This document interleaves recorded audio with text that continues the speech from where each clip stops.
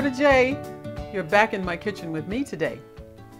I am doing a recipe that his name is Miguel Angel Jimenez.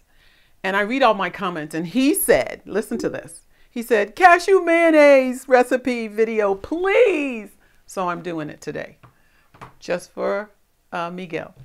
But you can use it too, of course, because I use it all the time. Real easy, real simple. There's some different spices and different things in it, but you'll see. It'll all come together and it's delicious. Okay, first you need your blender. I have a Vitamix, but you can use a blender in any blender. You're going to use 3/4 of a cup of cashews. Now, it's important that you use cashews. Don't mix them or anything like that for this mayonnaise, because cashews are like, they have a natural thickness to them and it'll make it very creamy and very delicious. So 3/4 of a cup of cashews only. Then 2/3 of a cup of water, just plain old water. Put that in. This is what really gives it a really good taste. This is nutritional yeast, and you're going to use 1.5 tablespoons. Throw that in. And then we're going to do 1.5 teaspoons of rice vinegar. Now, I'll put the recipe below so you don't have to remember all this and you don't have to write it down. From now on, I'll be putting the ingredients below so that you'll have that. You can still watch the video, but you'll know how to put it together, but the ingredients will be below. And this is 1.5 teaspoons of rice vinegar. It's very light, but it is very tasty. And then you're going to use 1/2 teaspoon of miso. Now, I have just been introduced to miso maybe about a year ago, and it's a salty consistency. It's a fermented, and mine is soy. I don't usually use soy, but I found this, and so you get a big tub of it. You can only buy a big tub. But what I found out is that it gives, when you're using salt, it gives whatever you're making a very smooth and very wonderful taste. Very different than if you use just salt.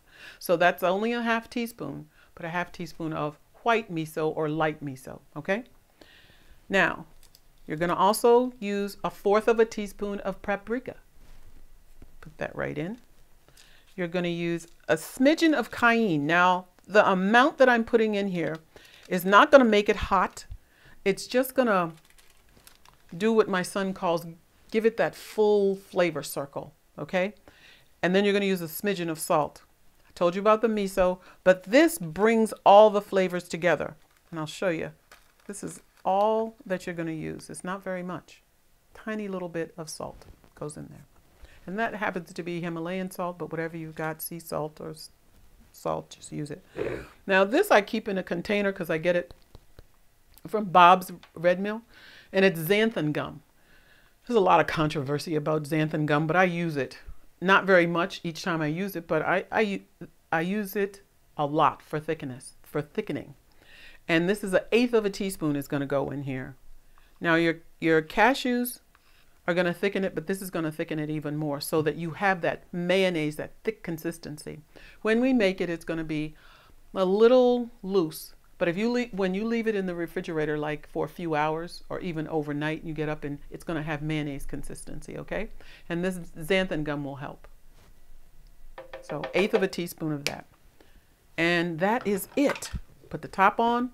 And I'm going to introduce you to a word that I made up. I haven't heard it anywhere, but it's what I wanted to say because I make these many recipes in my Vitamix, and I say put them in the blender and blend it up. Well, instead of that, from now on, I'm just going to say blenderize, and you can say blenderize too. Let's shock the internet with the word blenderize when you're talking about cooking, okay? And that's all you want to do. Put it in your blender and mix it up. That's what we're going to do.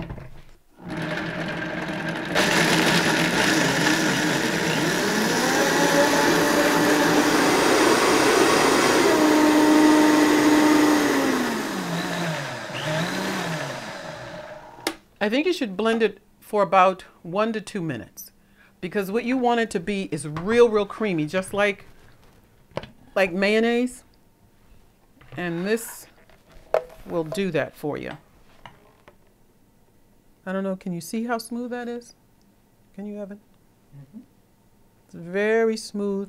It's thick, it's creamy, and I'm going to taste it in just a minute. It's like a mayonnaise. Anything you can think of that you used to use mayonnaise for, you can use this for. It doesn't last in my house very long, but so I can't tell you how long it will last, but keep it in the back of your refrigerator so that the warm air won't hit it every time you open your door. Oh, that is really good. I am not kidding. You're going to love this. You can spread it for sandwiches, and I used it in my coleslaw. That's where it came from, is from my coleslaw. Miguel wanted it, so now Miguel has it, okay? Remember that I do read your comments, and if you have questions, I do my best to answer them. So make your cashew mayonnaise. You will not be sorry. And use it, like I said, on things that you would normally use mayonnaise for. It'll be really, really tasty. So have a good rest of the day. Come on back for my next recipe. Okay? Bye for now.